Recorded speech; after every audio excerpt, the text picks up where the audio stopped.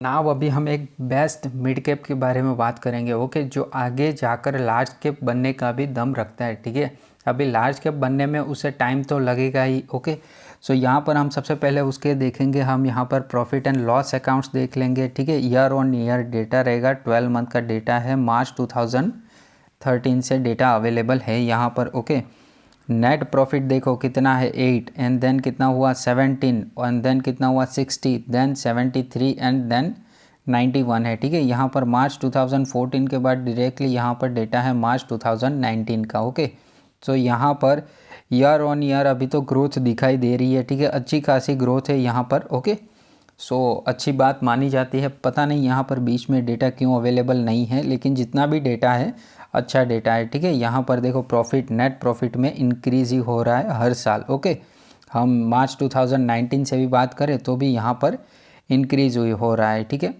सो एक अच्छी बात मानी जाती है ये कि आपका नेट प्रॉफिट इंक्रीज हो रहा है। ओके, नाउ देखो यहाँ पर पीयर ग्रुप कंपेरिजन भी कर लेते हैं हम। ओके, यहाँ पर लेटेंट व्यू की बात कर रहा हूँ मैं, और इसका जो पी है ना वो कुछ ज़्यादा ही हाई कमांड कर रहा है। ओके, 10863, तो ये काफ़ी एक्सपेंसिव है ही। ओके, बाकी के जितने भी कंपनीज़ है उसके देखो पी यहाँ पर रीज़नेबल दिखाई दे रहे हैं। ओके, सबसे ज़्यादा अगर पी हम देखें तो टाटा लेक्सिस का यहाँ पर कमांड कर रहा है 88.61। ओके, और इससे बहुत बड़ी कंपनी भी ये है, एक्चुअली बहुत बड़ी, मतलब कि ये तो लार्ज कैप कंपनी है। ठीक है, फिर भी इसका जो पी है वो लेटेंट व्यू से तो कम ही है, जो कि अच्छी बात होती है। पी इसका कुछ ज़्यादा ही हाई कमांड कर रहा है। ओके, नाउ देखो मतलब कि एक्सपेंसिव है ये। ओके, इन्वेस्टर्स की बात कर लेते हैं हम। यहाँ पर प्रमोटर है, एफआईआई है, डीआईआई एंड देन पब्लिक भी अवेलेबल है।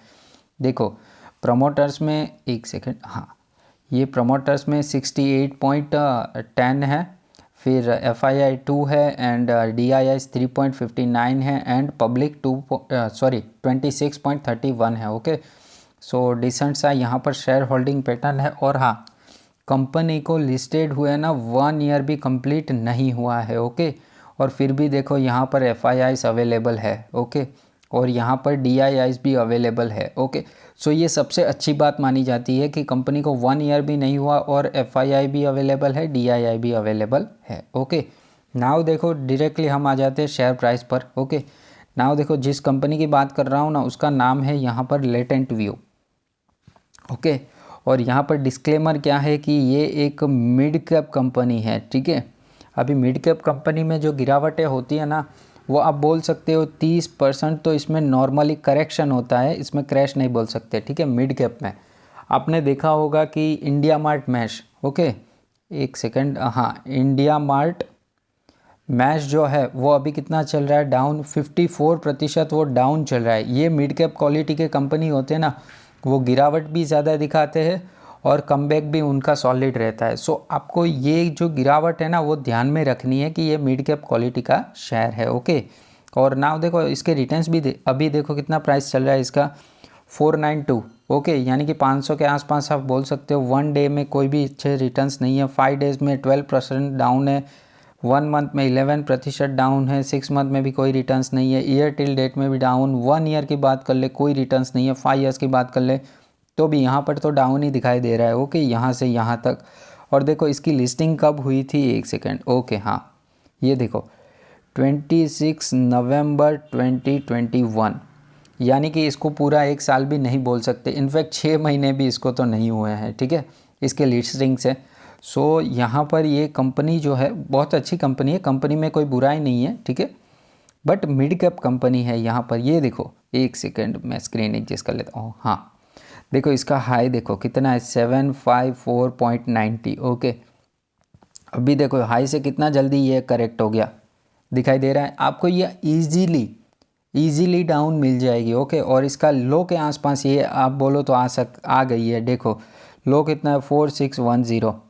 ठीक है, कितना है, 10, और अभी देखो कितना चली है। सो ये कंपनी जो मिड कैप होती है ना वो गिरती भी वैसे है और भागती भी वैसे ही है। ठीक है, अगर आप रिस्क ले सकते हो, अगर आप रिस्क लेना चाहते हो तो आप इस कंपनी को खरीद सकते हो, अच्छी कंपनी है। ठीक है, और हाई से काफ़ी अभी भी डाउन चल रही है। ओके, और नाउ देखो सबसे इम्पोर्टेंट बात, मैं इस कंपनी में क्यों इंटरेस्टेड हूँ। ओके, अभी यहाँ पर देखो इस कंपनी के देखो की क्लाइंट्स कौन है, यहाँ पर माइक्रोसॉफ्ट जो सबसे बड़ा नाम है, ठीक है, उबेर है, फिर एडोबे है, देन देखो यहाँ पर कौन है, 7-Eleven करके भी है, ठीक है, बहुत पॉपुलर कंपनीज़ है यहाँ पर। और यहाँ पर देखो एक और इन्फॉर्मेशंस भी अवेलेबल है, ये देखो कंपनी हैज़ बिन 45 क्लाइंट्स है, जिसमें से फॉर्च्यून 500 में से भी क्लाइंट्स है, ओके। और 55% जो रेवेन्यू है ना, ठीक है, वो कहाँ से जनरेट होता है, उनका टॉप 5 जो क्लाइंट है ना, उसमें से उनके 55% रेवेन्यू यहाँ पर जनरेट होते हैं। और 95% रेवेन्यू कहाँ से आता है, उनका यूएसए से इनका रेवेन्यू आता है, ठीक है। तो ये एक अच्छी बात मानी जाती है, ओके। और इनका जो क्लाइंट बेस है ना, मैं इस कंपनी को क्यों ज़्यादा पसंद कर रहा हूँ, ठीक है, आप कॉन्सेंट्रेट कीजिए कि क्यों मैं इस कंपनी को पसंद कर रहा हूँ, ठीक है। इनके जो की क्लाइंट्स है ना, वो बहुत बड़े नाम से यहाँ पर देखो, इसीलिए मैं इस कंपनी को पसंद कर रहा हूँ, ठीक है। मिड कैप है ना फिर भी, ओके। सो यहाँ पर बहुत अच्छे क्लाइंट्स है। और अभी देखो हम देख लेते हैं बैलेंस शीट। नाउ देखो अभी बैलेंस शीट देख लेते हैं हम, ओके। बहुत ज़्यादा इन्फॉर्मेशंस अवेलेबल नहीं होगी, इतनी पुरानी कंपनी नहीं है। तो रिजर्व्स एंड सरप्लस देखो काफ़ी अच्छे हैं, 435 है। पिछले ईयर की कंपेरिजन्स में रिजर्व में इम्प्रूवमेंट है, जो कि एक अच्छी बात होती है।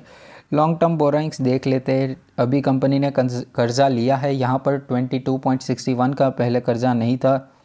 कर्जा लेना कोई गलत बात नहीं होती है। शॉर्ट टर्म बोरोइंग्स है नहीं, जो कि एक और अच्छी बात मानी जाती है यहाँ पर, ओके। और नाउ देखो कैश एंड कैश इक्विवेलेंट्स देख लेते हैं कि कंपनी का कितना अवेलेबल है, ठीक है। यहाँ पर 221 के आसपास है, पहले कम था। So cash and cash equivalence भी यहाँ पर इंक्रीज ही हो रहा है, जो अच्छी बात होती है, ओके। और नाउ देखो लेटेंट व्यू जो कंपनी है ना, वो काम क्या करती है, ठीक है, वो भी तो आपको पता होना चाहिए। हाँ, सो आपको इसका एक बार आप साइट विजिट करो तो आपको पता चलेगा कि कंपनी एक्चुअल में क्या काम करती है, ठीक है। ये कंपनी जो है ना वो आईटी बेस है, ठीक है। आईटी के बेस पर ये सॉल्यूशन प्रोवाइड करते हैं और काफ़ी अच्छे सॉल्यूशंस है, जो आगे जाके बहुत ज़्यादा रिक्वायरमेंट है, ठीक है।